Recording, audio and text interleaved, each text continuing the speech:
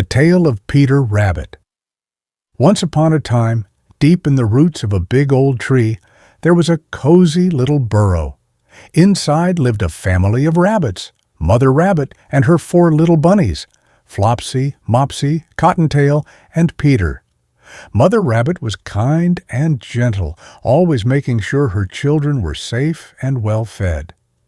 Flopsy, Mopsy, and Cottontail were very well behaved, always listening to their mother.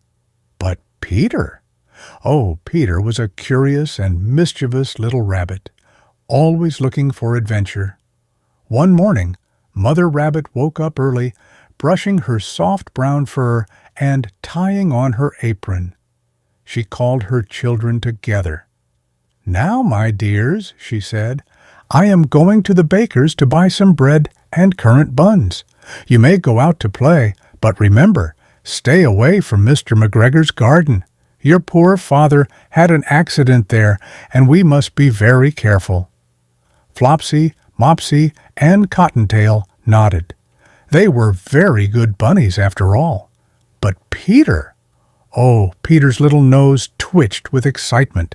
He had a different idea. As soon as Mother Rabbit disappeared down the path, Flopsy, Mopsy, and Cottontail hopped off to gather blackberries along the hedgerow, just as their mother had told them. They giggled as they picked the sweet, juicy berries, their little paws turning purple from the juice. But Peter? Peter had a plan. Instead of following his sisters, he scurried straight down the path, right toward Mr. McGregor's garden. The garden gate stood tall and wooden, but Peter was small and clever.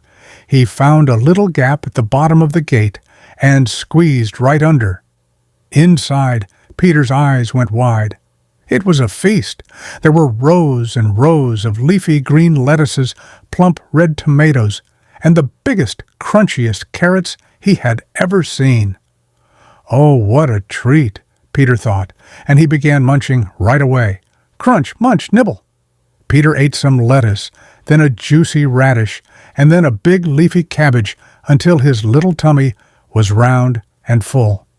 But just as Peter was about to take another bite, stomp! Stomp! Stomp!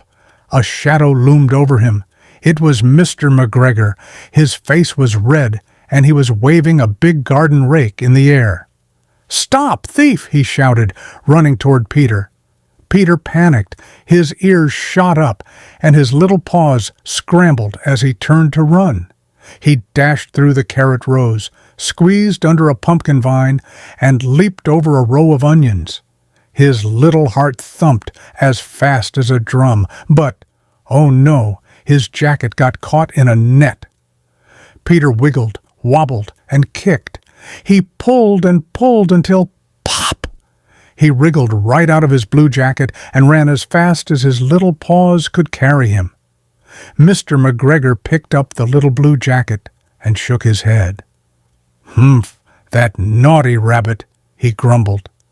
Peter didn't stop running. He darted past the garden pots, through the cabbages, and back toward the gate. With one big leap, he squeezed under the gate, just in time. Phew! He made it! Peter didn't stop running until he was deep in the woods. His little paws ached, and his fluffy tail was covered in dust. "Oh dear," he thought, "I should have listened to Mother." He slowly made his way back home, passing by Flopsy, Mopsy, and Cottontail, who were still happily picking blackberries. When Peter finally reached the burrow, he flopped onto the soft, warm floor. He was completely exhausted. That evening, Flopsy, Mopsy, and Cottontail had a delicious supper of blackberries and warm milk.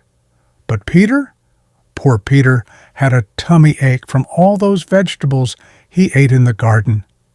Mother Rabbit shook her head, tucked Peter into bed, and gave him a warm cup of chamomile tea to help him feel better.